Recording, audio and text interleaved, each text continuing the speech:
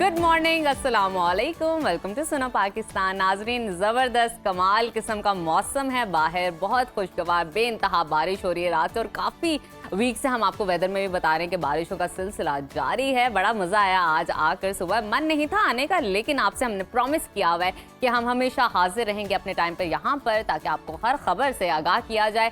मेरा एक्सपीरियंस बड़ा मज़ेदार रहा है, आप क्या कहना चाहेंगे उज़ैर? मैं तो कहना चाहूँगा जनाब, एक्सपीरियंस की अगर आप बात करें तो सड़कों पर इस वक्त जो है ना वो छोटे छोटे दरिया बह रहे हैं, क्योंकि सड़कों पर पानी जमा हो गया है। क्योंकि लाहौर में सूरत हाल जब बारिश की होती है तो बहुत ज़्यादा तेज़ बारिश होती है, खुल के बरसते हैं बादल, लेकिन ये मसला नहीं है कि पानी अगर यहाँ पर एक दफ़ा आ गया तो ये निकाला नहीं जाएगा। जो ही बारिश रुकेगी हम देखते हैं कि फौरी तौर पर जो इमरजेंसी रिलीफ कैंप हैं वो कायम किए गए हैं मुख्तलिफ चौक चौराहों में। जो अच्छी बात है गवर्नमेंट की उसे हाईलाइट करना चाहिए, क्रेडिट देना चाहिए, और अमला आएगा पानी निकल जाएगा। लेकिन अभी तो हम दरिया अबूर करके आए हैं, क्योंकि हमें पता था हमारी जो बड़ी प्यारी ऑडियंस है, हमारी मुंतज़िर है, तो चाहे जो मर्जी हो जाए हमें तो ये दरिया का सीना चीरते हुए आना है यहाँ पे। लेकिन बहुत सारी ऐसी चीजें हैं उज़ैर जिसको हमें हाईलाइट करने की जरूरत है। जिस तरह के मेरे साथ आज ऐसा हुआ कि मैं मिड लाइन में चल रही थी, ड्राइव कर रही थी, मेरे साथ में जो फास्ट लाइन पे मौजूद थे, वहां से गाड़ी इतनी तेजी से गुजरी कि वो जो नीचे का पानी था सारा मेरी गाड़ी पे आके गुजरा। मतलब इतनी हरी भी नहीं थी, आगे रश नहीं था, पानी पानी है, लेकिन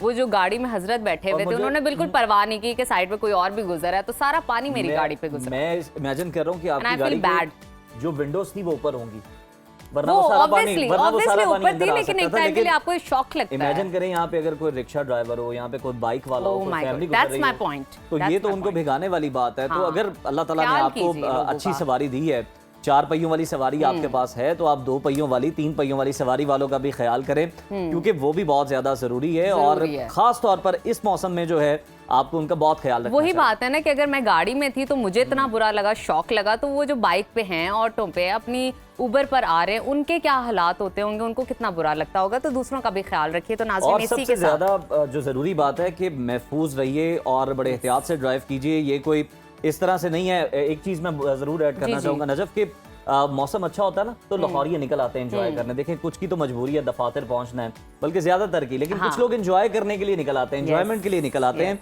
तो ये मौसम वो एंजॉयमेंट वाला नहीं है। ये अगर आपको कोई इमरजेंसी नहीं है, आपने कहीं नहीं पहुंचना, जरूरी नहीं है, तो आप घर से बाहर ना निकलें, क्योंकि इस मौसम के अंदर गाड़ी ड्राइव करना भी एक इम्तिहान और अगर बड़ा मुश्किल हो रहा होता है बिल्कुल। और अगर आपका मन करे कि बाहर जाके आप पकौड़े खाएं, तो आप घर में बनाइए पकौड़े और बाहर बैठ के खाइए, एंजॉय कीजिए। तो दोपहर को होगा लेकिन सुबह सुबह भी इस टाइम पे भी लोग खाते हैं, लोगों का जो मन करता है वो करते हैं। बारिश में चले नाजरीन, हम चलते हैं वेदर की जानिब, आपको बताते हैं कि मुल्क के मुख्तलिफ इलाकों में इस वक्त दर्जा हरारत क्या चल रहा है। आइए।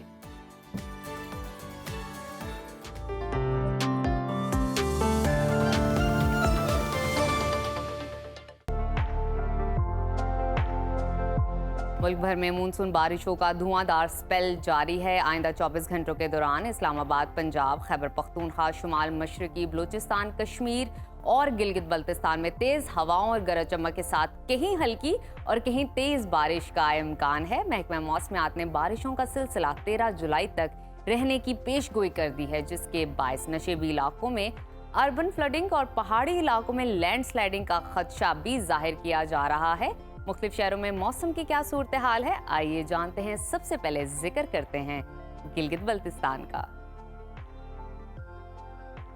जहां काली घटाओं का राज बरकरार है। गिलगित में आज ज्यादा से ज्यादा दर्जा हरारत 28 और कम से कम 16 डिग्री रहने का इम्कान है। स्कर्दू की जानिब चलते हैं, वहां पर आज ज्यादा से ज्यादा पारा 20 और कम से कम 12 डिग्री रहने की तवक्को है। महकमा मौसमियात के मुताबिक अगले 24 घंटों के दौरान गिलगित बल्तिस्तान के बेशतर मकामात पर वक्फे वक्फे से गरज चमक के साथ बारिश हो सकती है। नजर डालते हैं आज़ाद कश्मीर के मौसम पर, जहां बेशतर इलाकों में बादल छाए रहेंगे। मुजफ्फराबाद में ज्यादा से ज्यादा पारा 31 और कम से कम 21 डिग्री रहने का इम्कान है। श्रीनगर की जानिब चलते हैं, वहां पर दर्जा हरारत ज्यादा से ज्यादा 30 और कम से कम 17 डिग्री रहने की तवक्को है। महकमा मौसमियात ने आइंदा 24 घंटों के दौरान कश्मीर के बेशतर इलाकों में तेज हवाओं के साथ बारिश की पेशगोई की है। और अब आपके साथ शेयर करते हैं खैबर पख्तूनख्वा का मौसम, जहां बेशतर इलाके बादलों की लपेट में रहेंगे। पेशावर में ज्यादा से ज्यादा दर्जा हरारत 34 और कम से कम 25 डिग्री रहने का इम्कान है।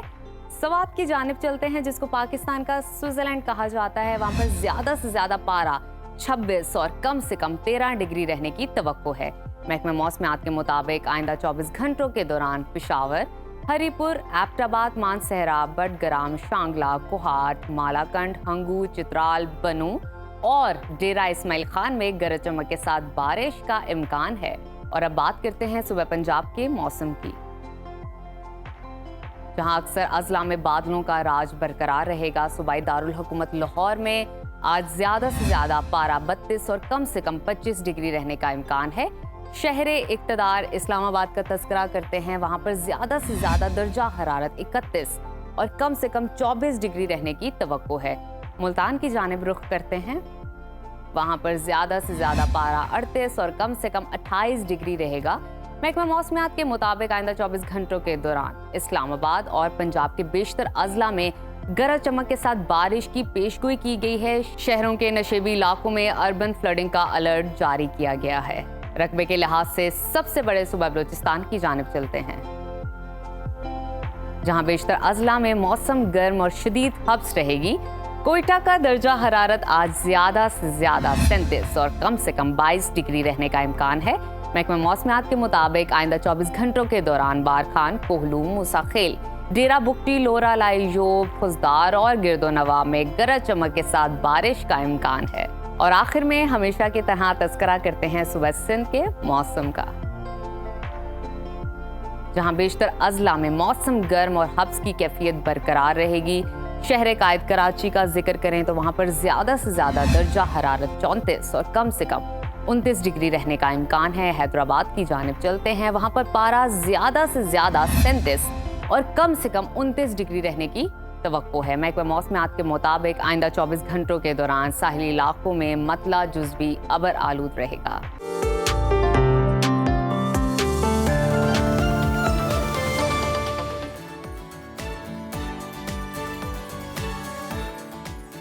प्रोग्राम के सिलसिले को आगे बढ़ाते हैं। कराची के पोश इलाके DHA फेज 6 के एक फ्लैट से 2 रोज कबल बरामद होने वाली मॉडल अदाकारा हुमैरा असगर की कई रोज पुरानी मस्खशुदा लाश मिलने की खबर ने सबको हिलाकर रख दिया।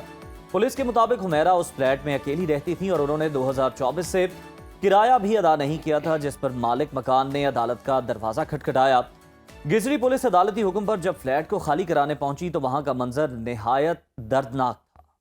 अस्पताल ज़राए के मुताबिक लाश शदीद मस्कशुदा हालत में मिली, जो बज़ाहिर तकरीबन कई दिन पुरानी है। डॉक्टर्स का कहना है कि मौत की वजह फौरी तौर पर मालूम नहीं हो सकती। इसके लिए केमिकल सैंपल लेबॉर्ट्री भिजवा दिए गए हैं और ख़त्मी रिपोर्ट का इंतज़ार है। पुलिस हुक्काम के मुताबिक कि हुमैरा के अहले खाना से राब्ते की कोशिश की जा रही है, लेकिन उन्होंने लाश वसूल करने से इनकार कर दिया। बहुत ही अफसोसनाक बात है। उनका मौक़िफ़ है कि वो कुछ अरसा कबल हुमैरा से तमाम ताल्लुकात तोड़ चुके हैं और अब इनका अदाकारा से कोई ताल्लुक नहीं। इसी हवाले से मज़ीद तफसीलात जान लेते हैं। कराची से सुनो न्यूज़ के नुमाइंदे हमारे साथ मौजूद हैं, आसिफ अली सैयद। आसिफ, आपसे इस हवाले से हम जानना चाहेंगे, सबसे पहले अब तक पुलिस की तफ्तीश में क्या नया सामने आया है और क्या कोई सुराग या सबूत मिला है जिससे हुमैरा की मौत की वजह या वक्त का अंदाज़ा लगाया जा सके? जी बिल्कुल, ये हुमैरा असगर जिनकी डेड बॉडी मिली थी डिफेंस फेज 6 में इनके फ्लैट से, ये गुज़िश्ता रोज़ डी सील किया था पुलिस की टीम ने आके फ्लैट को इनके, जो एक रोज़ कबल सील कर दिया गया था।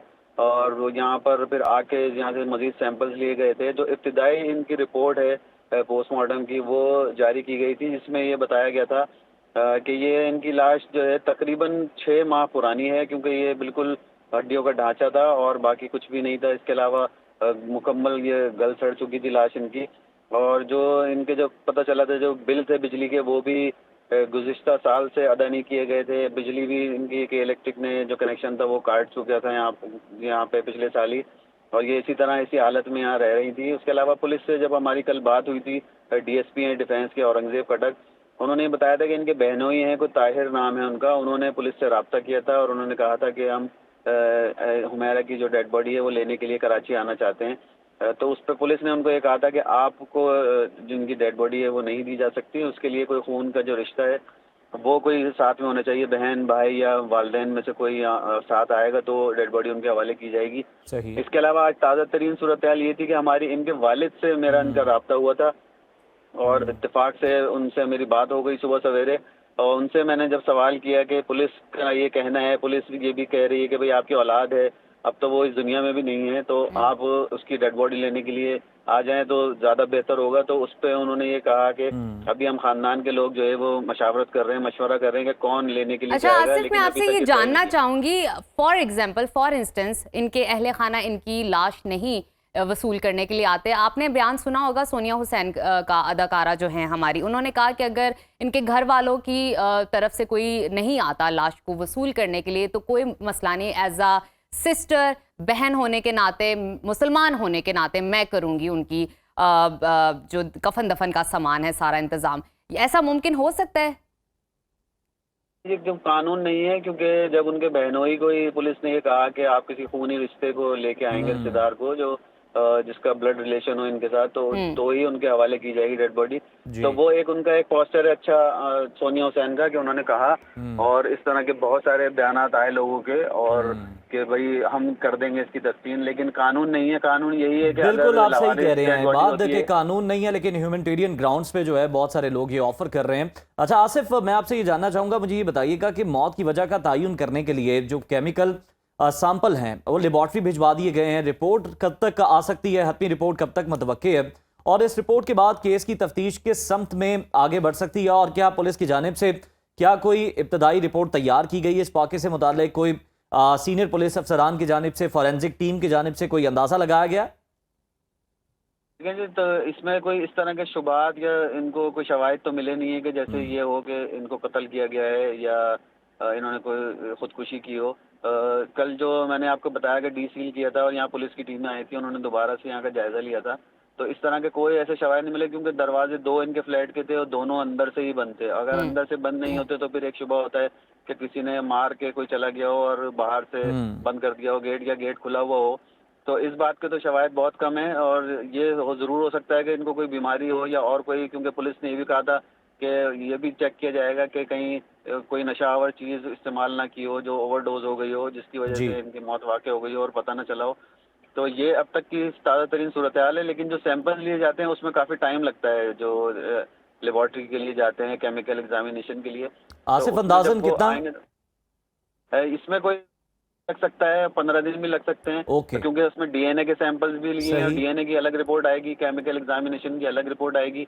अब देखना ये है, क्योंकि इनके वालिद का कहना है कि अभी जो है कोई खानदान के लोग जो हैं वो फैसला करेंगे कि कौन आएगा, लेकिन पुलिस का ये कहना है कि इनके बहनोई ने कहा था कि आज वो पहुंचेंगे फैमिली वाले, लेकिन उन्होंने कोई वक्त नहीं बताया था कि कौन कौन आएगा और किस वक्त यहाँ पर पहुंचेंगे, क्योंकि हम सुबह सवेरे चीपा सर खाने पे हम खुद मौजूद थे, वहाँ पर भी हमने देखा, हम इसी इंतजार में थे कि अगर कोई फैमिली मेंबर आ जाए तो हम उनसे बात कर सकें, लेकिन हमारी फ़ोन पे उनके वालिद से उमेरा के बात हो गई थी मेरी, तो उनसे ही हमें ये सारी अपडेट मिली थी कि ये खानदान वालों के दौरान अभी मशावरत जारी है कि कौन आएगा, ये उनके वालिद का कहना है। जब वो बिल्कुल ठीक है आसिफ, ये पॉजिटिव बात है इस तमाम तर सूरत हाल में कि अब जो उनके वालिद हैं, उनकी जो फैमिली है वो गौर फिक्र कर रही है इस मामले पर, जाएगा कराची और जो तदफीन का इंतज़ाम है वो किया जाएगा, डेड बॉडी को वसूल करके हुमैरा की।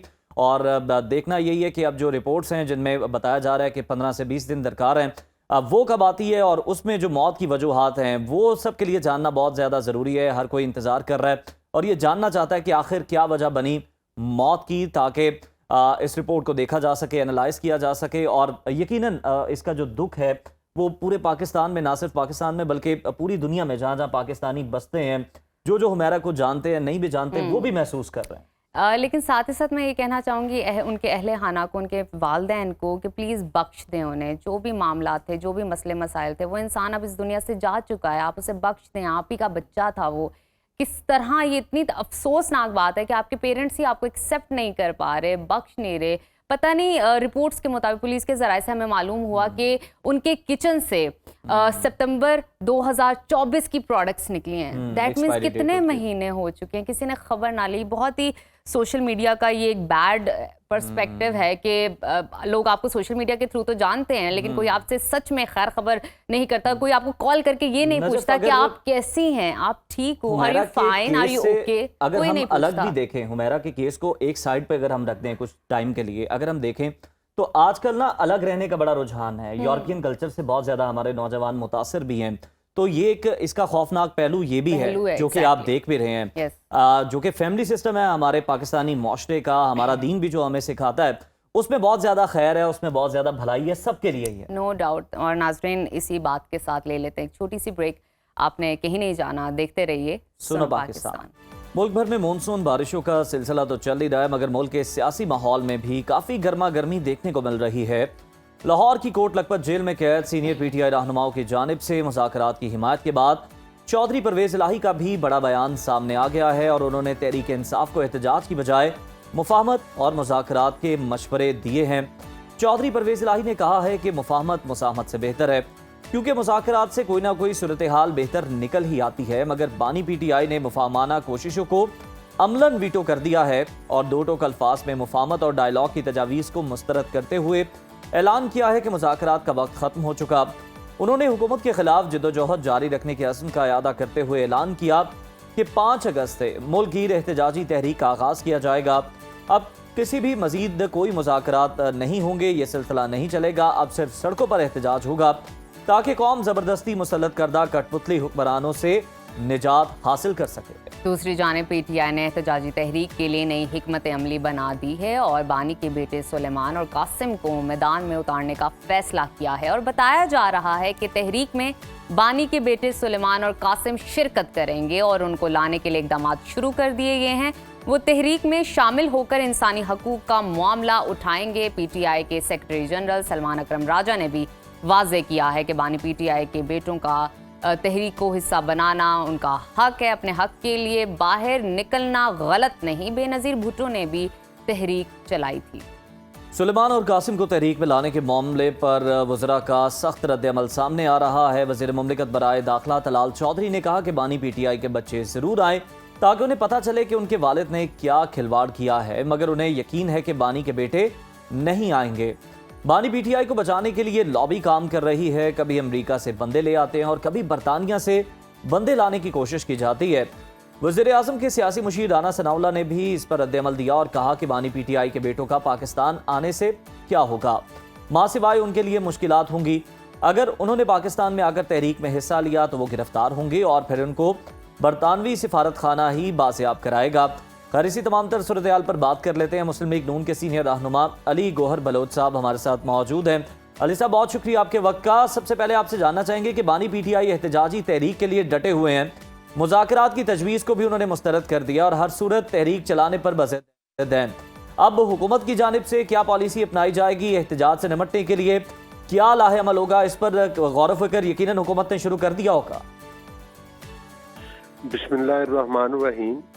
देखें, बिल्कुल आपने बजा कहा, क्योंकि पीटीआई ने जब भी तहरीकें चलाई हैं, नाम इन्होंने हमेशा पुरअमन का इस्तेमाल किया है, लेकिन हमेशा मुल्क में इंतशार फैलाने की बात की है और इनकी जितनी भी तहरीकें होती हैं और एहतजाज होते हैं वो पुरतशद्दद एहतजाज होते हैं। जिस तरह से इन्होंने 9 मई के वाक़यात किए, मुल्क में आग लगाई, तोड़ फोड़ की, शोदा के मुजस्मों को तोड़ा, रेडियो स्टेशन को आग लगाई, मोटरवेज जला दिए, जो जिना हाउस था उसकी ईंट से ईंट बजाई।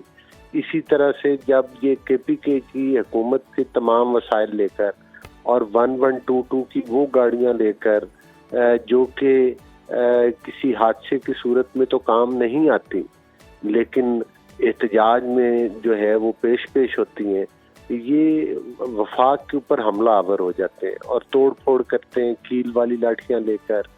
और यही पुरतशद्दद तरीका, ये शरारती लोगों का जत्था है। ना ये सियासी पार्टी है, ना इनका कोई सियासी तरीक़ेकार है। इनका एक ही मकसद होता है कि पुरतशद्दद तरीके के साथ और ख़ास तौर पर कोई आरटीएस सिस्टम के ज़रिए कोई वोट चोरी करके पाकिस्तान के इक़्तिदार के ऊपर मुसल्लत हुआ जाए और फिर उसको इंतहाई घिनौने तरीके के साथ लूटा जाए। तो ये इनकी रविश है। इस रविश के साथ कोई भी इकदाम करेंगे तो हुकूमत बिल्कुल इनको रोकने के लिए तैयार है और इंशाअल्लाह ताला इनके साथ कानून के आनी हाथों के साथ निपटा जाएगा जो ये पुरतशद्दद तरीका अपनाएंगे। बिल्कुल ठीक है। अली गौहर साहब, अभी जो करंट सिचुएशन बन रही है उसको थोड़ा सा डिस्कस कर लेते हैं। तहरीक इंसाफ ने बानी के बेटे सुलेमान और कासिम को मैदान में उतारने का फैसला किया। जैसे कि हम ये सब जानते हैं, वो तहरीक में शिरकत करके इंसानी हकूक का मामला उठाएंगे। जाहिर है वो बरतानवी शहरियत रखते हैं, दुनिया में उनका एक मौसर और भरपूर आवाज़ उठती है, लोग सुनते हैं। आपको क्या लगता है इससे हुकूमत की परेशानी में कितना इजाफा हो सकता है? हुकूमत तो उस वक्त भी परेशान नहीं हुई थी जब ये ट्रंप के साथ और उसके करीबी लॉबी के लोगों के साथ जो है वो सेल्फियां बनवा के वायरल कर रहे थे। और पहले इन्होंने कहा था कि हमारी हुकूमत अमेरिका ने जो है वो गिराई है, हालांकि एक आईनी तरीके के साथ अदम एतमाद किया गया था, लोग इनका साथ छोड़ गए थे। और फिर इन्होंने कहा कि अब ट्रंप साहब आएंगे तो पता चल जाएगा। फिर ट्रंप के साथ सेल्फियां आई, फिर जिस तरह से इन्होंने बाहर लॉबिंग फर्म्स हायर की और जिस तरह से पाकिस्तान के खिलाफ ये वक्तन फक्तन जहर उगलते रहते हैं, वो कि ढका छुपा नहीं है। और ये तो वो यहूदी लॉबी की सपोर्ट वाली स्टैंप लग जाएगी ना कि जो ये हरबा इस्तेमाल करते हैं। अच्छा। लेकिन उससे कोई फर्क नहीं पड़ता। अली गौहर साहब, आप कह रहे हैं कि इससे कोई फर्क नहीं पड़ता। हम तो मतलब तब भी परेशान नहीं हुए जब हम देख रहे थे वाकई तहरीक इंसाफ के जो रहनुमा थे वो बहुत ज्यादा दावे कर रहे थे कि सदर ट्रंप जो है वो मुदाखलत करेंगे बानी की रिहाई के लिए। लेकिन सर, अगर आप परेशान नहीं है तो फिर वज़ीर आज़म के मुशीर राना सनाउल्लाह साहब जो कि बड़े सीनियर सियासतदान हैं, उन्हें ये कहने की ज़रूरत क्यों पेश आई कि अगर बानी पीटीआई के बेटे तहरीक में शिरकत करेंगे तो उन्हें गिरफ्तार कर लिया जाएगा? यानी हुकूमत ने पहले से अपना माइंड बना लिया है कि अगर वो किसी किस्म का इंतशार नहीं भी फैलाते, पुरअमन एहतजाज भी करेंगे तो हमने फिर भी हर सूरत उन्हें गिरफ्तार करना ही है। नहीं, वो तो एक स्टैंप इन पे लग चुकी है ना कि ये पुरअमन लोग तो है ही नहीं है। मैंने जिस तरह आपको पहले बताया है कि आपको कौन सी, मुझे बताएं इनकी पुरअमन तहरीक कौन सी थी? सर, मैं इस वक्त उनके बेटों के हवाले से बात कर रहा हूँ। 13 के तो जाहिर है जब पुरतशद्दद तहरीक का हिस्सा बनेंगे तो उनके साथ रविश वही अख्तियार की जाएगी। अच्छा। जो जो जो जो इनकी गुंडागर्दी के खिलाफ की जाती है। क्या इनकी 9 मई की तहरीक पुरअमन थी? क्या 2013 के धरने इनके पुरअमन थे? जब इन्होंने पीटीवी के ऊपर हमला किया था, कौमी असम्बली के जंगले तोड़े थे, सुप्रीम कोर्ट के इर्द गिर्द कब्रें खोदी थी, वो पुरअमन थी? या फिर आपको याद होगा जब इनके अदम एतमाद कामयाब हुआ था तो इन्होंने एक तहरीक चलाई थी जिसमें इस्लामाबाद के जो है ग्रीन बेल्ट्स में आग लगाई थी, उसको आप पुरअमन समझते हैं? या ये अभी नवंबर में जो कील वाली लाठियां लेकर आए थे वो पुरअमन थे?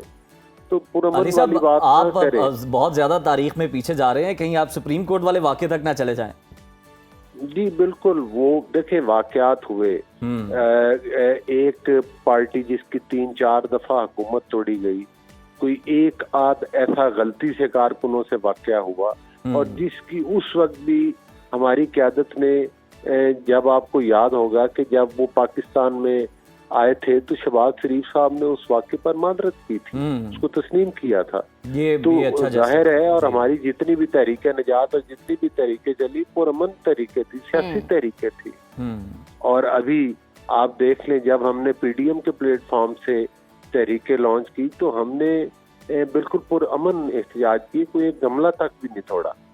तो इनकी तरह थोड़े है कि मुल्क में आग लगा दें, मतलब है इस तरह तो बदतरीन दुश्मन जो पाकिस्तान के हैं और जो दहशतगर्द हैं उन्होंने भी वो रविश इख्तियार नहीं की जो इनकी। तो अली साहब, आपने बड़ी अच्छी मिसाल दी कि जब शहबाज शरीफ वापस आए तो उन्होंने इस मामले पर जो है बाकायदा माफ़ी भी मांगी। गो के भी कोई आसार नहीं है, लेकिन अगर तहरीक इंसाफ की जानिब से भी माफ़ी तलाफी कर ली जाती है तो आपको लगता है कि मामला सेटल हो जाएंगे?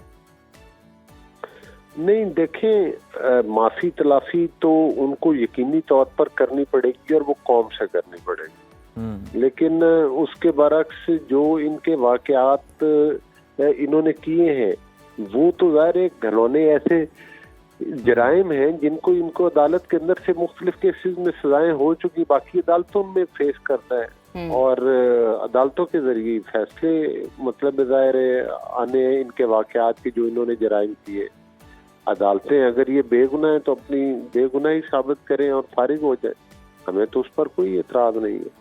और अगर ये गुनहगार हैं तो फिर वो मैं समझता हूँ कि फिर तो किसी दहशतगर्द को तो पाकिस्तान से रिलीफ नहीं मिलना चाहिए। बिल्कुल ठीक है, अगर वो माफ़ी मांगना चाहें तो वो मांग सकते हैं और इस पर मामलात जो हैं वो बेहतर भी हो सकते हैं। बहुत शुक्रिया अली गौहर बलोच साहब आपके वक्त का, और यकीनन आप हुकूमत का और अपनी जमात का जो नुक्ता नज़र है वो रख रहे थे, और किस तरह से जो तहरीक इंसाफ तहरीक चलाएगी, सड़कों को गरमाने की तैयारी की जा रही है इस मानसून के अंदर, तो हुकूमत जो है उसने भी अपनी कमर कस ली है, पूरी मुकम्मल तौर पर तैयारी है। जिस तरह से अली गौहर साहब भी बता रहे थे कि अभी से जो लाहे अमल है वो तरतीब दिया जा रहा है, और वो लाहे अमल यही है, हिकमत अमली यही है, अगर एक लाइन में से कहा जाए तो आनी हाथों से निपटा जाएगा, हुकूमत का ये दावा। अब देखना ये है कि आने वाले दिनों में जो रुख है पॉलिटिकल स्पॉन्टेनियस का, पॉइंट का, किस तरफ बैठता है। और इसी के साथ लेते हैं एक छोटी सी ब्रेक, ही मत जाइए, देखते रहिए सुनो पाकिस्तान। प्रोग्राम के सिलसिले को आगे बढ़ाते हैं और आज आपकी मुलाकात करवाते हैं एक बार फिर पेशावर की दो बाहिम्मत और बासलाहियत स्क्वैश स्टार से, जिन्होंने अमेरिका के बाद अब कोरिया में भी अपनी कामयाबी का झंडा गाड़ दिया। अली सिस्टर्स के नाम से जानी जाने वाली सहरिश अली और महानूर अली ने रवां माह कोरिया में होने वाले 32वीं एशियन जूनियर चैंपियनशिप में पाकिस्तान की नुमाइंदगी की और शानदार परफॉर्मेंस दी।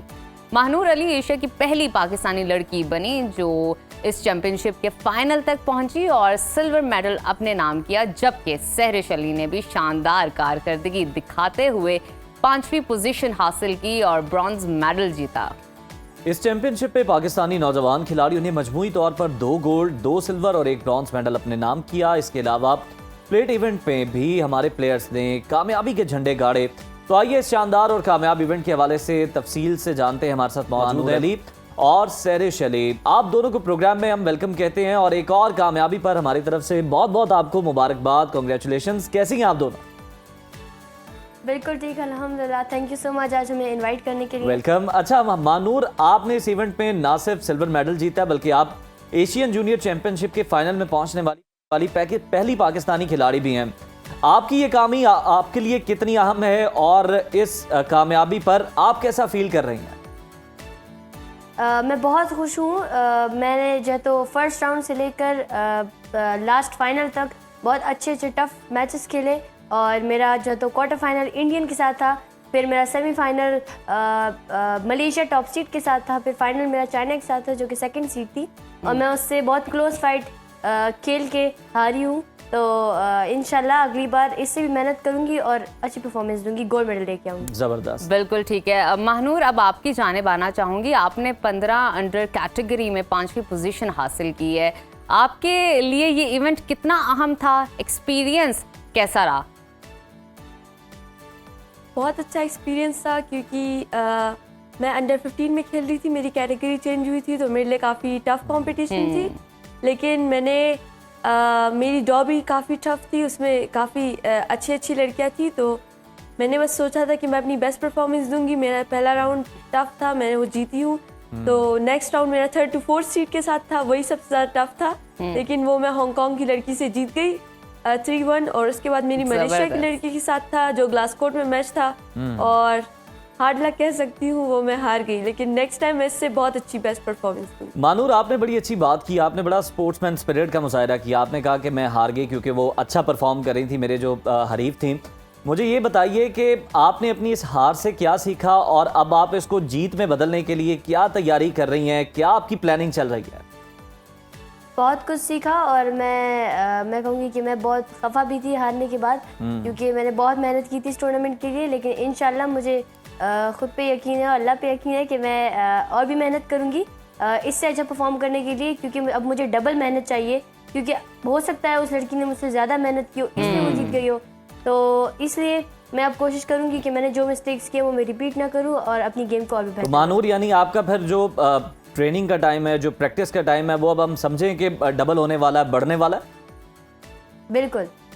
अच्छा, आप दोनों की मुझे एक बात बहुत अच्छी लगी, आप दोनों बहुत पॉजिटिव हैं। लाइक अगर कोई हार गए तो भी आप उसके बारे में अच्छे तरीके से बात करिए, आप हार गए तो आप अपनी हार को पॉजिटिव लेते हुए मजीद अपना गोल सेट करें। ये बहुत ही मस्बत सोच है। मेरे ख्याल में हमारे नाज़रीन को इस चीज़ से भी कुछ सीखना चाहिए कि अगर आप हार भी जाए ज़िंदगी में, दैट्स कम्प्लीटली फाइन, मजीद मेहनत करके डबल कोशिश करके वापस आइए। अच्छा, मैं फ्यूचर प्लान्स के बारे में आप दोनों से जानना चाहूँगी, मजीद क्या गोल्स हैं, कौन सी मंजिलें अबूर करनी है, आप दोनों ने बारी बारी बताइएगा।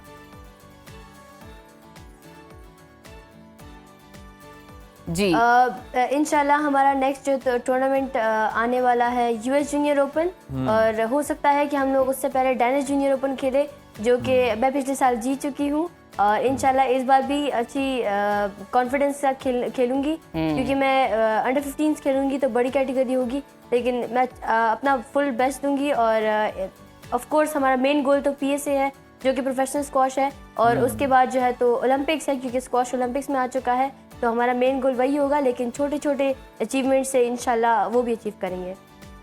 अच्छा महानूर और सहरिश, आप दोनों जो हैं वो बड़ा अच्छा परफॉर्म कर रही हैं और बड़ी कामयाबियां आप लोग समेट रही हैं बड़ी कम उम्र में। ये बताएं कि एक इसकी रीज़न ये भी हो सकती है कि हम देखते हैं कि वैसे तो कोई इंडिविजुअली जो खिलाड़ी है वो आता है, लेकिन आप दोनों बहनें हैं, सपोर्ट सिस्टम आप दोनों का कैसा है? कौन एक दूसरे को ज़्यादा जो है मेंटली इमोशनली सपोर्ट करता है, जिसकी वजह से ये कामयाबियां मुमकिन हो पा रही हैं?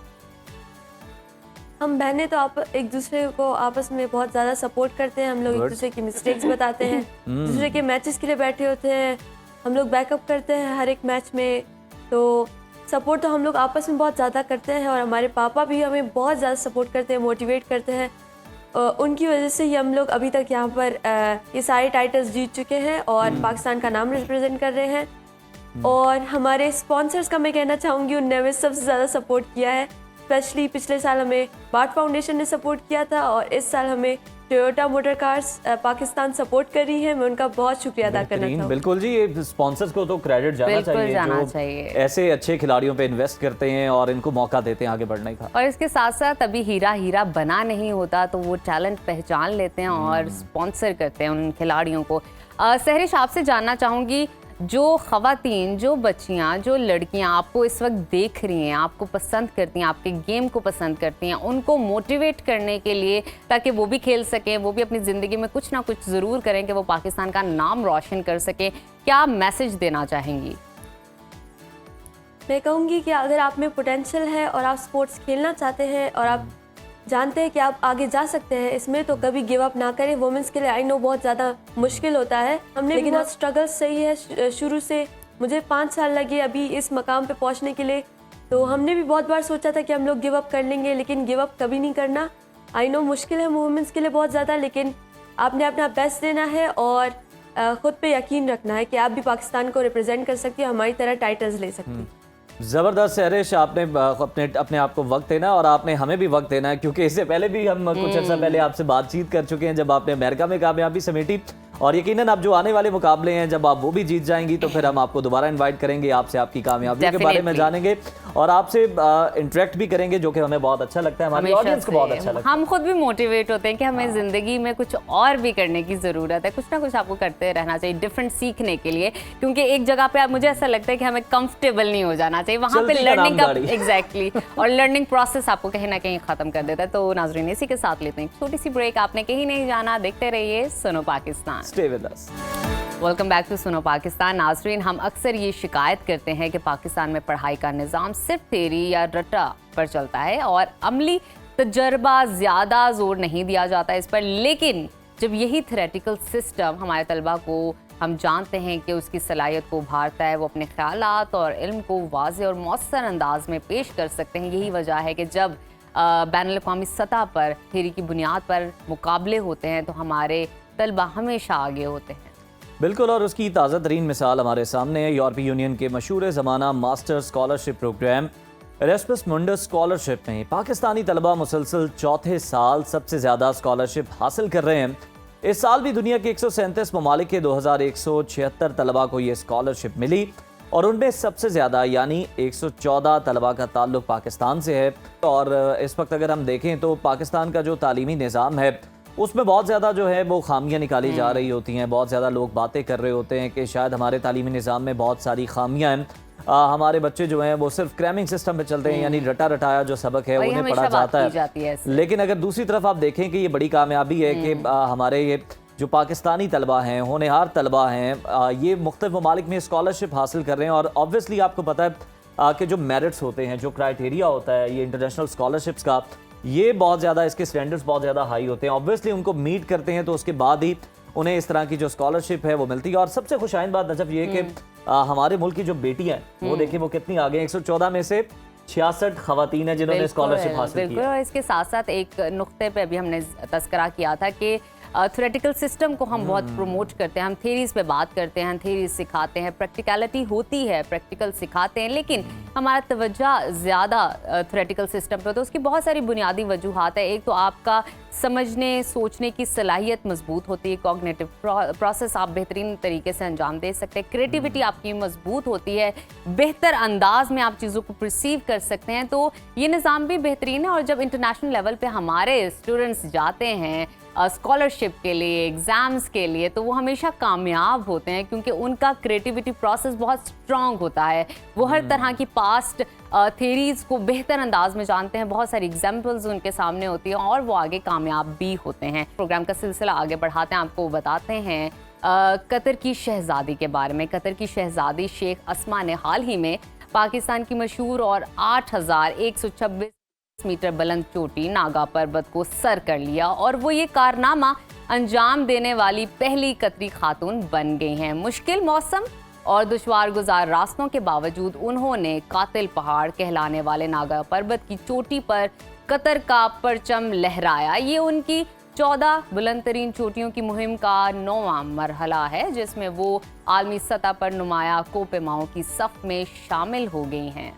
और अगर हम देखें तो इस हवाले से ताज़ा खबर ये कि वज़ीर-ए-आज़म शहबाज शरीफ साहब ने शहजादी शेख अस्मा को पाकिस्तान के पहाड़ों और सयाहत के शोबे का ब्रांड एम्बेसडर मुकर्रर कर दिया है। उन्होंने सोशल मीडिया पर अपने पैगाम में शहजादी को नागा पर्वत सर करने पर दिल की गहराइयों से मुबारकबाद दी और कहा कि ये कारनामा हिम्मत और अज़्म की मिसाल है जो पाकिस्तान और कतर की दोस्ती को भी मजीद मजबूत बनाता है। और बिल्कुल वज़ीर-ए-आज़म ने बड़ा दुरुस्त इशारा किया है, पाकिस्तान और कतर के दरमियान बड़े अच्छे और बड़े आइडियल ताल्लुकात हैं। और आपने देखा होगा कि जब हमारे यहाँ से कोई ओहदेदार वहाँ पर जाते हैं, हमारे वज़ीर-ए-आज़म या हमारे दीगर जो आला ओहदों पर मौजूद शख्सियात हैं, तो बड़ा पुरतपाक कतर में उनका वेलकम किया जाता है। और इसी तरह पाकिस्तान भी उनके लिए यही जज्बात रखता है, जब वहाँ से कोई मेहमान या आता है तो हम भी भरपूर रेड कारपेट वेलकम करते हैं। और ये बड़ा अच्छा जेस्टर है कि उन्होंने कतर की शहजादी शेख अस्मा को ब्रांड एम्बेसडर जो है मुकर्रर कर दिया। और पाकिस्तान के अगर हम टूरिज्म की बात करें तो पूरी दुनिया मुतरफ है जी। पाकिस्तान में जितने खूबसूरत सयाहती मकाम है, जितने बुलंदों वाला पहाड़ हैं और सरसब्ज वादियां हैं, तो लोग यहाँ आकर थोड़ा सा खो भी जाते हैं और ये खूबसूरती जो है उन्हें बहुत मुतासिर करती है। बिल्कुल। और जब से सोशल मीडिया का दौर बहुत ज़्यादा स्ट्रॉन्ग हुआ है, हमने देखा पाकिस्तान का एक बेहतरीन और पॉजिटिव इमेज पूरी दुनिया के सामने आया कि पाकिस्तान कितना खूबसूरत है।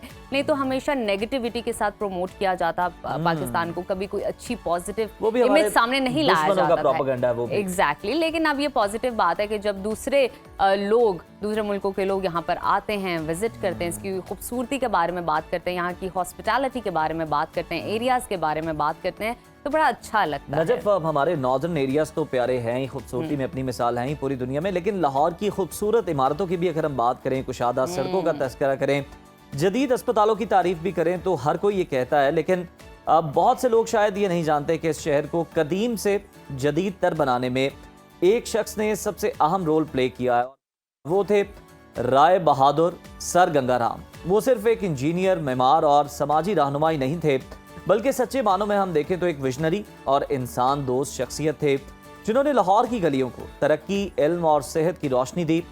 गंगाराम अस्पताल से लेकर गवर्नमेंट कॉलेज लाहौर की इमारत समेत कई सड़कों और फलाही इदारों तक में उनके काम की झलक आज भी देखी जा सकती है। लाहौर शहर के लिए गंगाराम की खिदमत के इतराफ़ में आज भी उनका नाम इज्जत और एहतराम से लिया जाता है। उनकी बरसी हमें याद दिलाती है कि उन्होंने अपनी मेहनत, इल्म और खिदमत से लाहौर को सिर्फ ईंटों और पत्थरों का शहर नहीं बनाया, बल्कि एक जीती जागती तहजीब और फलाही सोच को परवान चढ़ाया।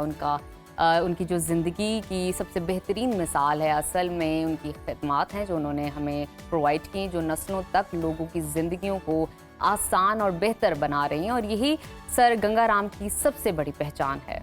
और ये साबित भी होता है ना कि अगर आप इस दुनिया से गुजर जाने के बावजूद भी जिंदा रहना चाहते हैं, लोगों के दिलों में, लोगों के दिमागों में आप जिंदा रहना चाहते हैं, आप उनके दिल में अपनी जगह बनाना चाहते हैं, तो इसके लिए सबसे बेहतर यही है कि आप इंसानियत की खिदमत करें, समाजी काम आप इस तरह के बढ़ चढ़ कर करें।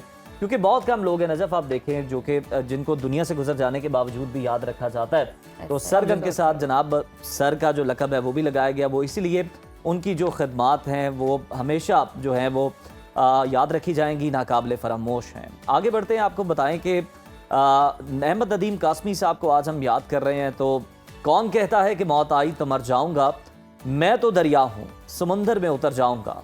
उर्दू अदब की हमाजहत शख्सियत और ज़िंदगी की तलखियों को लफ्ज़ों का पैरहन देने वाले अहमद नदीम कासमी साहब को दुनिया से गुजरे आज 19 बरस हो चुके हैं।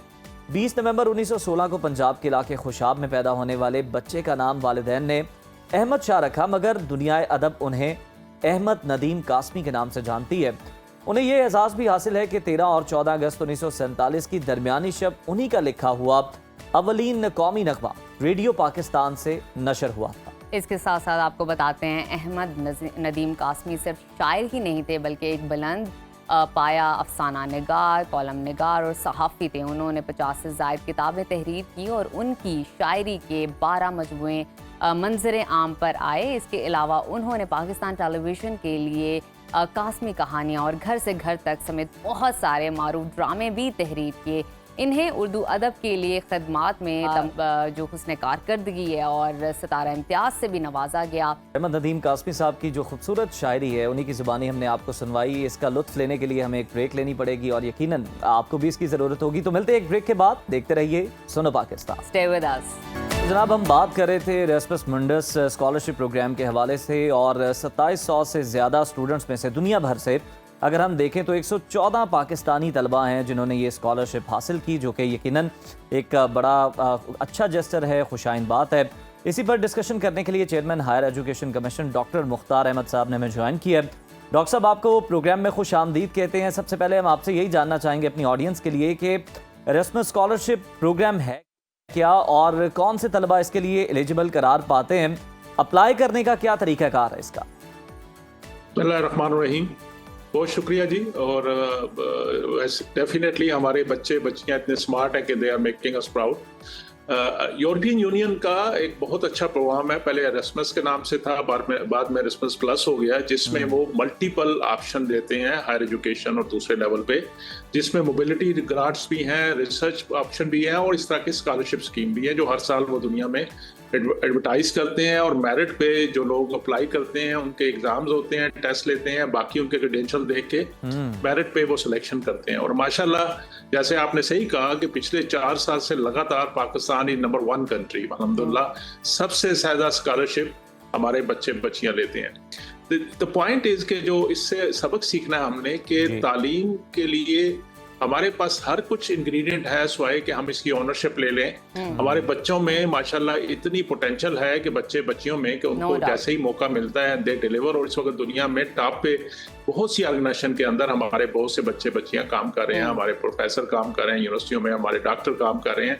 और ये जो 4 साल से, मुझे पिछले साल एम्बेसडर साहब जो पाकिस्तान में थे यूरोपियन यूनियन का, उन्होंने एक फंक्शन रखा और मुझे बुला के उन्होंने मुझे भी बुलाया और मुबारकबाद दी कि आपको पता है कि 3 साल से लगातार Pakistan is number 1 country. And it is also very heartening to note कि इस साल भी अल्हम्दुलिल्लाह हमारे बच्चे बच्चियों ने हमें खुशी की खबर दी कि वो माशाल्लाह दुनिया में कम्पीट कर सकते हैं। और ये चीज़ ये भी साबित करती है कि हम हमेशा कहते हैं कि हमारे मसाइल हैं, नेगेटिव वो जो खबर बिकती है ना कि यहाँ पे ये हो गया, तालीमी निज़ाम बिल्कुल है, फ्लाज हैं, मसले भी हैं, इन्वेस्टमेंट की भी मसाइल हैं, लेकिन स्टिल इस हालात में भी हमारे बच्चे बच्चियों ने उसके बिल्कुल लिए तरक्की कर रहे हैं, आगे जा रहे हैं, उनका नाम रोशन करें। डॉक्टर साहब, मैं स्कॉलरशिप के हवाले से मजीद आपसे जानना चाहूँगी, बताइएगा कि इस स्कॉलरशिप के तहत क्या सहूलियात दी जा रही हैं स्टूडेंट्स को, माली इमदाद दी जा रही है, मदद की जा रही है फाइनेंशियली तौर पर, और क्या स्कॉलरशिप में सिर्फ फीस शामिल है या रिहाइश और दीगर अखराजात भी हैं? It is 100% covered, totally sponsored by them. जबरदस्त। और ये बहुत अच्छा वाओ। इम्प्रेसिव स्कॉलरशिप है, और दुनिया में यूरोपियन कंट्री के अंदर अच्छी यूनिवर्सिटियों में, टॉप यूनिवर्सिटियों में इनके एडमिशन होते हैं। Okay. This is a life time opportunity for young people, कि उनको एक अपॉर्चुनिटी मिल रही है, कि एक अच्छा लॉन्चिंग पैड मिलता है, उसके अलावा जो नेटवर्किंग उनको मिलती है। और इसी बेस पे हमने देखा है कि जो बैचलर के स्कॉलरशिप लेते हैं या मास्टर के, वो बाद में वहीं अपनी परफॉर्मेंस से साबित करते हैं, उनको यूनिवर्सिटियां फिर पीएचडी के लेवल तक भी आगे स्पॉन्सरशिप देती हैं। तो ये बहुत अच्छे स्कॉलरशिप हैं, जैसे हंगरी भी देता है, नवंबर में हम वो एडवर्टाइज होते हैं। ये वेबसाइट पे मौजूद है चीजें सारी। मैं अपनी यूथ से कहूंगा कि इन सारी वेबसाइट को विजिट करें, अलर्ट रहा करें, उनको पता है कि साइकिल क्या है, उन स्कॉलरशिप के उसके मुताबिक अप्लाई करें। उसके लिए जिन लोगों को स्कॉलरशिप विन किया उनसे डिस्कस भी करें, अगर कोई हेल्प की ज़रूरत है तो हमें बताएं। यूनिवर्सिटियों के ज़रिए हम ऑलरेडी इस पर मुख्तलिफ वर्कशॉप करते हैं, इसमें मीटिंग्स कराते हैं, ताकि ना सिर्फ स्टूडेंट को बल्कि फैकल्टी को भी पता हो कि ये अपॉर्चुनिटीज़ मौजूद हैं। और इसीलिए हमारी बहुत सी रिसर्च ग्रांट हमारी यूनिवर्सिटियों के फैकल्टी यूरोपियन यूनिवर्सिटियों के साथ मिलके, क्योंकि उसमें होता है कि 3 मुल्क एटलीस्ट, एक यूरोपियन कंट्री 2 हों और बाकी दूसरे पाकिस्तान और दूसरे मुल्कों के हों, तो उनको वो अपॉर्चुनिटी देते हैं कि वो मोबिलिटी ग्रांट भी ले सकते हैं, रिसर्च को भी ले भी जा सकते हैं। और इसी तरह हमारे स्टूडेंट जो है माशाल्लाह जो स्कॉलरशिप की अपॉर्चुनिटी है उनको मिलती है। जी ज़बरदस्त। डॉक्टर साहब ज़रा ये भी बताइएगा कि इस स्कॉलरशिप प्रोग्राम के तहत यूरोप के कितने ममालिक में और कौन कौन से जो तालीमी इदारे हैं नामवर, वहाँ पर पाकिस्तानी तलबा को जो है वो तालीम हासिल करने का मौका मिलता है? देखिए, ये तो उन जो स्कॉलरशिप देने वाले हैं उनकी प्रोगेटिव होता है ना, कि अपने बच्चों से वो फिर सब्जेक्ट बेस, उनकी प्रायोरिटी बेस पे बेच लेते हैं। जब वो मेरिट बनाते हैं तो फिर उनको उनकी प्रायोरिटी के बेस पे, उनकी सब्जेक्ट के बेस पे यूरोपियन यूनियन की जो मुख्तलिफ यूरोपियन कंट्रीज हैं उसके अंदर सब कंट्रीज में शामिल हैं जो एरास्मस प्लस के उस मैंडेट के अंदर आते हैं, उसमें फिर उनको प्लेस करते हैं। इसमें पाकिस्तान की हमारी तरफ से कोई अमल दखल नहीं होता है, ना उस सिलेक्शन प्रोसेस में, ना उसकी। हम जरूर उनको फैसिलिटेशन करते हैं, उनकी एडवर्टाइजमेंट आती है वो करते हैं। उनको अगर जो एग्जाम के लिए फैसिलिटेशन को चाहिए होती है या उनको कोई अपॉर्चुनिटी चाहिए होती है तो वो हम प्रोवाइड करते हैं। लेकिन ये टोटली डिसाइड होता है उन्हीं के प्लेटफॉर्म के लेवल पे, उनकी प्लेसमेंट, उनकी सिलेक्शन और प्योरली मेरिट पे होती है। बिल्कुल, ये तो बड़ी ज़बरदस्त बात है कि एलिजिबिलिटी क्राइटेरिया देखते हुए पाकिस्तानी स्टूडेंट्स को सिलेक्ट किया जाता है, उनके टैलेंट पे, उनके नंबर्स की बुनियाद पे। डॉक्टर साहब, आपकी मौजूदगी का मज़ीद फ़ायदा उठाऊंगी और मुझे बताइएगा कि इस प्रोग्राम के लिए किसी ख़ास मौजू या कोई ख़ास डिपार्टमेंट, कोई ख़ास सब्जेक्ट सेलेक्ट करना पड़ता है, उसको ज़्यादा तरजीह दी जाती है या सबको इक्वालिटी पे रखा जाता है रिगार्डिंग सब्जेक्ट्स? नहीं, वो जो सब्जेक्ट वो लिस्ट देते हैं उनके उसके मुताबिक होता है, और उससे सब्जेक्ट मिला। थोड़ा सा वो ये ज़रूर करते हैं, क्योंकि हमारा भी ये इशू था, दुनिया भी जो फीमेल एजुकेशन को पुश कर रही है, तो वो थोड़ा सा बैलेंस करने की कोशिश करते हैं कि बच्चियों को भी इक्वल अपॉर्चुनिटी मिले। और हमारी बच्चियां तो माशाल्लाह कई दफ़ा बच्चों से ज़्यादा अच्छे मार्क्स लेती हैं, और अमूमन मैंने देखता हूँ कॉन्वोकेशन में कि हमारी बच्चियां टॉप पोजीशन पे आ रही हैं। बिल्कुल। डॉक्टर साहब ज़रा ये भी बता दें कि वो नौजवान जो ये स्कॉलरशिप हासिल करना चाहते हैं, आप इन्हें क्या अमली मशवरा देंगे, किन बातों का ख़ास तौर पर उन्हें ख्याल रखना ज़रूरी है कि उनके चांसेस जो हैं स्कॉलरशिप को हासिल करने के लिए ज़्यादा बढ़ जाएं? देखें, एक तो होती है मेहनत। नेचुरली आप मेहनत करते हैं, फिर जो पहले से जब आप ख्वाब देखते हैं तो उस ख्वाब की ताबीर के लिए एफर्ट भी करते हैं, उसकी प्रिपरेशन करते हैं। उनकी वेबसाइट पे जाएं तो उस पर सारी इंफॉर्मेशन आपके लिए मौजूद है। हमारे HEC के लिंक से भी आप जा सकते हैं। अगर कोई मसला हो तो HEC को ईमेल कीजिए, हम आपको उनसे कनेक्ट भी करा देंगे। इशू ये है कि मेहनत करेंगे ना, अभी तक जितने बच्चे गए हैं उन्होंने खुद अपनी मेहनत से आगे आए। हाँ, उसमें उनके उस वालिदैन का भी अमल दखल है, उनके टीचर का भी, जिन अदारों में पढ़े उनका भी होगा नेचुरली, और उन बच्चों की ज्यादा अपनी मेहनत है। मेहनत और मेरिट पे, और बिलीव अप योरसेल्फ कि हाँ, अगर दुनिया सारे में मुकाबला भी हो और 1 लाख लोगों ने अप्लाई किया और एक अपॉर्चुनिटी हो, you can win that is the basic thrust, कि आपको अपने आप पे, अल्लाह ताला पे, अपनी बुजुर्गों की दुआओं पे यकीन होना चाहिए और अपनी मेहनत पे तो कोशिश करेंगे। कोई नथिंग इज इम्पॉसिबल। बिल्कुल, ये स्टूडेंट्स की कामयाबी है, क्रेडिट उनको जाता है, लेकिन HEC को भी बहुत ज़्यादा क्रेडिट जाता है कि आप भी इस सिलसिले में जो है वो तलबा की रहनुमाई करते हैं, मुआवनत करते हैं और हर तरह का जो प्लेटफॉर्म है उन्हें मुहैया करने की कोशिश करते हैं। और जो ये स्कॉलरशिप प्रोवाइड करते हैं कंट्रीज, आप उनके साथ भी जो है वो लाइसेंस जो है अपना वो बनाते हैं ताकि ज़्यादा से ज़्यादा जो पाकिस्तानी तलबा हैं वो इससे मुस्तफ़ीद हो सके। बहुत शुक्रिया डॉक्टर अहमद मुख्तार साहब हमारे साथ मौजूद थे। प्रोग्राम में यहाँ वक्त हो गया एक ब्रेक का। ब्रेक के बाद दोबारा आपकी खिदमत में हाजिर होते हैं। हमारे साथ रहिए। प्रोग्राम में बात करेंगे ऑनलाइन शॉपिंग के हवाले से। तो पाकिस्तान में ऑनलाइन शॉपिंग का रुझान तेज़ी से बढ़ता जा रहा है और हाल ही में एक नई चीनी ऐप टीमू ने बहुत धूम मचाई। सस्ते दाम, रंग बिरंगी चीज़ें और फ्री शिपिंग जैसे दावे देकर लाखों सारिफीन ने खरीदारी की। लेकिन अब वही सारिफीन परेशान हैं क्योंकि वही चीज़ें जो चंद हफ्ते पहले इंतहाई कम कीमत पर दस्तयाब थी, अब उनकी कीमतों में अचानक दुगना या बाज़ औक़ात 3 गुना तक इजाफा हो चुका है।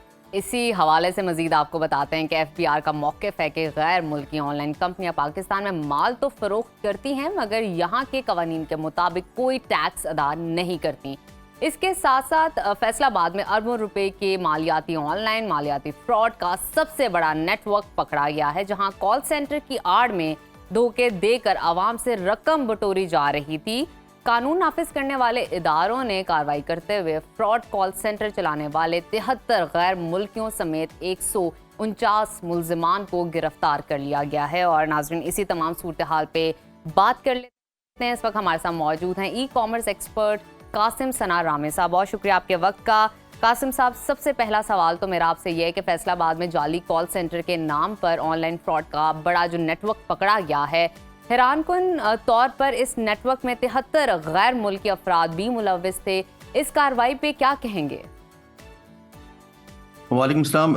जी नजफ, जहाँ पे अच्छा काम हो रहा होता है वहाँ पे कुछ लोग इस तरह की हरकतें करने वाले भी आ जाते हैं। हम सब लोगों को इस चीज़ की बड़ी अच्छी तरीके से अंडरस्टैंडिंग है कि जब से ये ऑनलाइन एक्टिविटीज़ और ऑनलाइन जो हमारी ट्रेड है या ये जो हमारी एक्टिविटीज़ हैं, ई कॉमर्स है, ये चीज़ें जब से स्टार्ट हुई हैं तो साथ में कुछ मनफी रुझान रखने वाले लोग जो हैं वो कुछ नेगेटिव एक्टिविटीज़ वगैरह करनी भी शुरू कर देते हैं। तो खुशाइंद बात यह है कि जो हमारे कानून नाफिज करने वाले इदारे हैं उन्होंने ना सिर्फ उनको पकड़ा है बल्कि उन्होंने एक जो प्रॉपर उसकी इन्वेस्टिगेशन वगैरह करने के बाद फिर जाके उन्होंने हाथ डाला। और ये जो गैर मुल्की बाशिंदे हैं, अब हमारा एक कहते हैं बहुत करीबी दोस्त मुल्क है, उसके ये वाले कहते बाशिंदे हैं जी, इस वजह से मैं उसके मुल्क का यहाँ पे नाम नहीं लेता। चलें ये बता दें तो ये एक बड़ी अच्छी कार्रवाई है। फ्रॉड की भी बहुत सारी किस्में होती हैं। इस कॉल सेंटर के थ्रू किस किस्म के जो फ्रॉड्स थे वो किए जा रहे थे और कौन से ममालिक जो थे वो इनकी टारगेट पे थे? उधर इसमें ना जो अब तक मेरी मालूमात है, इनकी डिफरेंट एक्टिविटीज़ थी, जिसमें एक जो इनकी कहते हैं मेजर एक्टिविटी थी दैट वाज काइंड ऑफ कहते हैं डेटिंग वेबसाइट टाइप। और उसमें हनी ट्रैप करना और इसी तरीके से उनसे ना यानी कि कहते पैसे बटोरना उनसे। एक खूबसूरत सी जो लड़की है उसको कहते सामने ले आना, उसके बाद ना कहते बातचीत होना, फिर उसने वो जो भी कोई एक्टिविटीज़ हैं उसके लिए चार्ज करती थी वो। सही। अच्छा, एक ये था। और इसके अलावा एक और जो एक्टिविटी होती थी वो ये कि भाई एक ई कॉमर्स वेबसाइट जो है उसके ऊपर आपने जाके आपने परचेजिंग की आपने, और जब आपने परचेजिंग वगैरह करी उसके बाद वो ई कॉमर्स वेबसाइट आपको शो होनी ही कहते ख़त्म हो गई आपको। तो इस तरीके से इनके ना मल्टीपल टाइप्स ऑफ एक्टिविटीज़ थी इनकी। ऑब्वियस बात है 173 लोग अगर एक जगह पे बैठे काम कर रहे हों तो एक तरह की एक्टिविटी कहते नहीं कर रहे होंगे, तो it was a multi dimensional fraud system. अच्छा, इसमें एक चीज़ कहते मैं यहाँ पे कहते कहना चाहूँगा कि ये जब हम थोड़ा सा इसको जेनरिक कर लेते हैं ना कि ऑनलाइन फ्रॉड कहते पकड़ा गया। ऑनलाइन वर्ल्ड के अंदर काम करना ऐसे ही है कि जैसे हम लोग कहते हैं फिजिकल वर्ल्ड के अंदर कहते काम कर रहे होते हैं। तो जैसे फिजिकल वर्ल्ड के अंदर कुछ लोग नेगेटिव हरकतें करते हैं, तो इसी तरीके से ऑनलाइन वर्ल्ड में भी ना कुछ 2-2.5-3% लोग होते हैं जो इस तरह की गलत हरकतें कर रहे होते हैं। तो एक आम बंदा जो अभी ऑनलाइन वर्ल्ड में नहीं आया, जिसने यहाँ पे आके कोई एक्टिविटी करनी शुरू नहीं की, या एक बाप है जिसका बेटा आजकल उससे रिक्वेस्ट कर रहा है, कह रहा है बाबा मुझे भी आप ऑनलाइन वर्ल्ड में काम कर लेने दें, तो उनके ज़हन में ना किस तरह का इम्पैक्ट जाता है कि जैसे शायद ऑनलाइन एक्टिविटीज़ में होते ही उल्टे सीधे काम होते हैं। तो ये मैं जो इस वक्त व्यूवर्स जो देख रहे हैं इस वक्त कहते सुनो न्यूज़ को, तो ऑनलाइन वर्ल्ड भी ऐसी ही है जैसे हमारी कहते फिजिकल वर्ल्ड होती है। तो उसमें अगर कोई लोग अगर बिल्कुल आप सही कह रहे हैं कासिम के इसमें अच्छाई भी है बुराई भी है जिस तरह बाकी शोबों के अंदर मौजूद है। हमें ये बताएं कि अगर हम देखें तो दूसरी तरफ हालिया दिनों में टीमों पर अचानक कीमतों में इतना इजाफा देखने में आया है, क्या ये मामूल का है या इसके पीछे कोई ख़ास वजह है? क्योंकि बहुत ज़्यादा जो लोग हैं हम देख रहे हैं सोशल मीडिया पर वो बहुत ज़्यादा परेशान भी दिखाई दे रहे हैं, सवालात भी उठा रहे हैं कि हमें अगर सस्ती चीज़ें दस्तयाब थीं तो अचानक ये क्या मसला दरपेश हो गया? हाँ जी, इसमें आप कह लें कि मल्टी डायमेंशनल चीज़ें हैं इसमें। एक तो ये कि टीमों की असल में थी लॉन्चिंग, तो जब उसने एक्सटेंसिवली अपने आप को लॉन्च किया बहुत सारे कंट्रीज में, तो एक हिकमत अमली होती है, कहते हैं स्ट्रेटजी होती है जिसे हम लोग बोलते हैं लॉस लीडर। उसमें आप 100 रुपीज़ की चीज़ 10 रुपये में भी 20 रुपये में भी आपके दे रहे होते हैं, ताकि ज़्यादा से ज़्यादा जो कंज्यूमर्स हैं वो आपके साथ रजिस्टर हो रहे हैं और एक शॉपिंग एक्सपीरियंस ले लें वो आपके साथ। अच्छा, अब इसमें होता क्या है कि एक दफ़ा एक जो कंज्यूमर है या कस्टमर है वो जैसे ही आपके प्लेटफॉर्म पर आ गया, और अगर वो कंज्यूमेबल्स खास तौर पर अगर आपसे कहते बाय कर रहा है, तो उसने हर थोड़े अर्से के बाद उसने आपसे डिफरेंट चीज़ें कहते बाय करनी है। तो ये ना बेसिकली इनकी एडवर्टीजमेंट का, इनकी लॉन्च पॉलिसीज़ का हिस्सा होता है कि बहुत कम प्राइसेस ऑफर कर दो। इसी तरह की ये चीज़ें हैं जो इंटरनेशनल कहते हैं प्लेटफॉर्म जो है वो इस तरह की एक्टिविटीज़ करते रहते हैं। तो एक तो टीमों ने अपनी प्राइसेस को इंक्रीज किए 200 to 300%। अच्छा, इसके अलावा जो अगर हम स्पेसिफिकली पाकिस्तान की अगर हम कहते बात करें, तो एक एक्ट आई डोंट नो कि वो अभी इम्प्लीमेंट हो गया है या होने लगा है, लेकिन एक अनसर्टेनिटी उसने बना दी है, जो डिजिटल प्रेजेंस टैक्स एक्ट है मेरे ख्याल में, जिसमें 5% टैक्स जो है वो इंटरनेशनल ये जो प्लेटफॉर्म्स हैं उनके ऊपर इम्प्लीमेंट होने जा रहा है, और साथ साथ 18% जो ई कॉमर्स टैक्स जो है अब वो इम्प्लीमेंट हो गया है, या अभी गवर्नमेंट ने रोक लिया है, या अभी वो कहते हैं बीच में है, या किसी भी टाइम गवर्नमेंट अप्लाई कर देगी। ये बात अभी टीमों को चूँकि क्लियर नहीं है, तो इस वजह से उसने इस अनसर्टेनिटी को मैनेज करने के लिए उन्होंने अपनी प्राइसेस इंक्रीज कर दी हैं, ताकि जो है ना वो अपने बिजनेस को अच्छे अंदाज से लेकर चल सके। और ऑब्वियसली एक आम जो सारिफ है खासतौर पे यहाँ पे पाकिस्तान में, उनके ऊपर असर हुआ है। और बाकी ये जो हमारे कहते पाकिस्तानी सारिफीन है, इनको ज़्यादा परेशान होने की कहते ज़रूरत नहीं है। अगर टीमों से अच्छी प्राइसेस नहीं मिल रही तो कोई और जगह करें, ट्राई करें, देखें, क्योंकि बहुत सारे ऐसे ऑप्शंस हैं। तो मुतबादिल बता दें कासिम एक दो लोगों को, थोड़ी सी रिसर्च कर लेते हैं। हाँ जी, वो अदर ऑप्शंस को अच्छा कासिम, मजीद आगे चलते हैं, या वो चैट जीपीटी से जाकर गुफ्तगू करते हैं। बहुत सारे पॉइंट्स हैं जिनको क्लियर करने की अभी ज़रूरत है। मैं जानना चाहूँगी वैसे टीमों, जो अभी तक मुझे आपकी बात का कंक्लूजन समझ आया, एक तो टीमों की स्ट्रैटेजी है, सेकेंडली पाकिस्तान ने भी एक पॉलिसी इंट्रोड्यूस करवाई है। मुझे बताइएगा कि पाकिस्तान में बगैर मकामी रजिस्ट्रेशन के ऑनलाइन प्लेटफॉर्म को कारोबार करने की इजाज़त होनी चाहिए, आपकी क्या राय है इस पर? मुझसे पूछें तो इजाज़त मुकम्मल तौर पे नहीं होनी चाहिए, यानी कि कुछ थोड़ी बहुत एक्टिविटीज़ की होनी चाहिए, लेकिन जब तक कोई इंटरनेशनल ये कंपनी है वो अगर पाकिस्तान में रजिस्टर नहीं होती तो उनको मुकम्मल तौर पे इजाज़त नहीं होनी चाहिए। लेकिन यहाँ पे एक बहुत बड़ा चैलेंज है। चैलेंज ये है कि जी मैं एक इंटरनेशनल डिजिटल कंपनी हूँ, मैं कोई भी ऑनलाइन एक्टिविटी करती हूँ, और पाकिस्तान में मेरा बहुत बड़ा कहते हैं यूज़र बेस है, और बहुत सारे पाकिस्तानी को मुझसे फ़ायदा हो सकता है, और मैं विलिंग हूँ कि मैंने पाकिस्तान में जाके रजिस्टर करना अपने आप को। लेकिन जब मैं पाकिस्तान की किसी अथॉरिटी के साथ कांटेक्ट करता हूँ तो इतनी सारी रेड टेप्स, इतने सारे चैलेंजेस और इतना कॉम्प्लेक्स सिस्टम, तो मैं फिर प्रेफर करता हूँ अगर मैं एक इंटरनेशनल कंपनी हूँ कि भाई मैं किसी तरीके से विदाउट गेटिंग रजिस्टर्ड मैं अपना काम चला सकूँ। तो यानी कि ये जो इंटरनेशनल प्लेटफॉर्म्स हैं इनको ज़रूर पाकिस्तान में रजिस्टर होना चाहिए, लेकिन ये तब तक नहीं होंगे जब तक पाकिस्तान एक बहुत सिंपलेस्ट यानी कि जो मेथडोलॉजी है उसको इम्प्लीमेंट नहीं करता फॉर रजिस्ट्रेशन।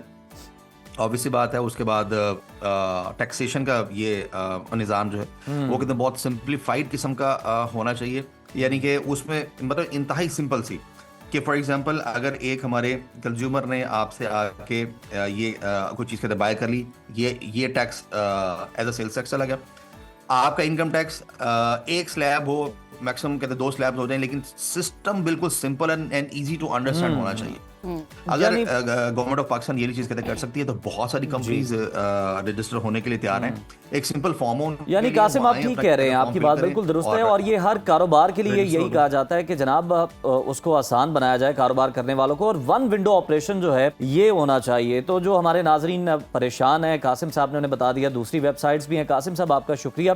और अब तो आपको पता चल गया होगा कि जहाँ से आप खरीदारी करती थी वहाँ पे कीमतें क्यों बढ़ी हैं, और ये यकीन जाने खुद बढ़ाई हैं। ये तो आपकी और मेरी ऑफ द रिकॉर्ड बात है। नाजरीन को भी बता देते हैं, कुछ टाइम पहले ही उज़ैर और मैं ये डिस्कशन कर रही थी, क्योंकि मैं बहुत सारी कुछ चीजें हैं जो टीमों से ही परचेज करती हूँ और बहुत अच्छे प्राइस पे मिल रही थी। मैं इनको बता रही थी, मैं हैरान था कि मैं क्यों पीछे रहा, मैं अपने आप को कोस रहा था। और मैं इनको इनके साथ शेयर करी कि आप भी इस तरह ट्राई करें, आपको भी अच्छे प्रोडक्ट्स मिलेंगे। देन सडनली हमें ये न्यूज़ मिलती है कि उसमें प्राइसेस बहुत आप देखें ना, कासिम साहब ने बताया ये स्ट्रेटजी है, लेकिन मैं सादा लफ्जों में कहूंगा तो ये तारफी कीमत थी जिससे आप फायदा उठा चुकी हैं, लेकिन अब आपको महंगे दामों में खरीदनी पड़ेगी। और मैंने बहुत सारी शॉपिंग की, यकीन जाने।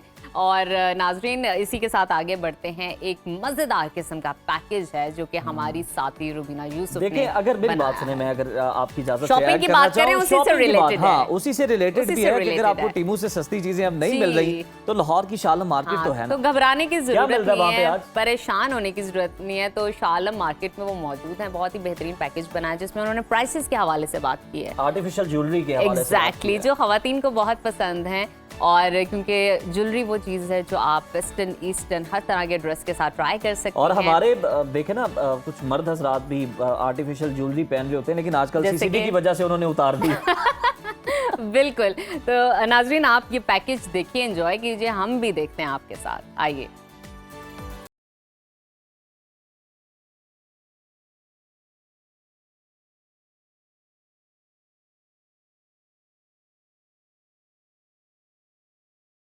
हैं लाहौर की सबसे बड़ी मार्केट शालम मार्केट में, और हम मौजूद हैं यहाँ पर ज्वेलरी की होलसेल मार्केट में। और हम आए हैं स्पेशल उन खवातीन के लिए जो घर पर बैठी काम स्टार्ट करना चाहती हैं। तो आइए हम यहाँ पर विजिट करते हैं।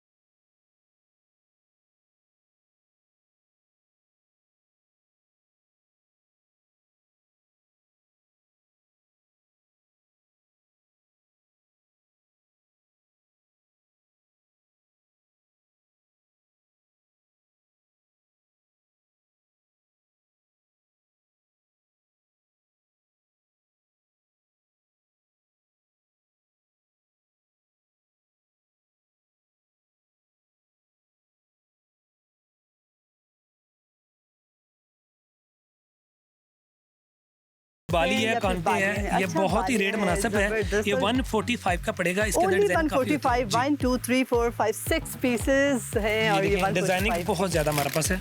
वाओ, ये देखिए डिजाइनिंग देखिए। और ये भी 146 का ये पड़ेगा आपको सिर्फ 130 का। दस्ता ना हमारे यहाँ पे प्राइस सब पे लगे होते हैं, हमारे फाने रेट लगे हुए हैं। हमारे ये ज़बानी वाला काम नहीं होगा। अक्सर ना वो खौफ ज़्यादा होते हैं, यार हम जाएंगे वीडियो देख के फेक हो सकती है या यहाँ फ्रॉड हो सकता है, ऐसा कोई चक्कर नहीं है। हमारी हर चीज़ पे रेट लगा होता है। हमारा बड़ा अच्छा रूल है, गाहक अपनी मर्जी से रेट पड़े और ले जाए।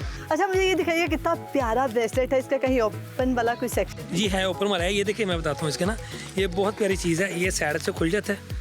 ये रिंग्स पकड़े हैं इसकी, ये रिंग्स भी है। ये लॉकेट देखें आप, ये पूरा सेट है, कितना प्यारा है। ये देखें, ये खुल गया।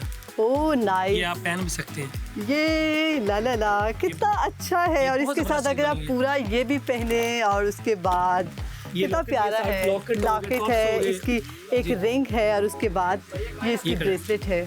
जितनी इसके अंदर डिजाइनिंग हमारे पास है, कारोबार के वाले से लोग हमें हमारा वो देख रहे हैं, तो वो भी कारोबार के वाले से हमारे पास लोग जिन्हें एक दो पीस लेना वो भी हमारी शॉप पे आके ले सकता है। हर चीज पे रेट लगा होगा। यहाँ पर कितनी ज्यादा रिंग्स की वैरायटी है, पूरा पूरा बॉक्स है।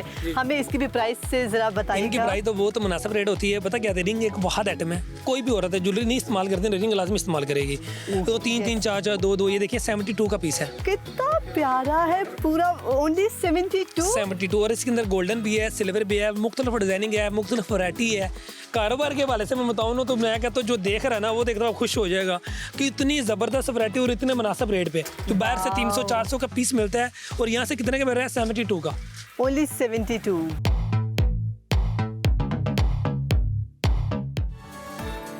तो रुबीना ने तो आपको बड़ा सस्ता हल बता दिया है, और ख़ास तौर पर जो लाहौरी हैं और जो दूसरे शहरों से लाहौर आना चाहते हैं, इस पैकेज को ख़ास तौर पर देख के थोड़ा सा बारिश रुकने का इंतज़ार करें, क्योंकि आपको पता है अंदरून लाहौर का इलाका है और थोड़ा सा नशेबी इलाका भी है, तो पानी जमा होगा ऑब्वियसली अभी।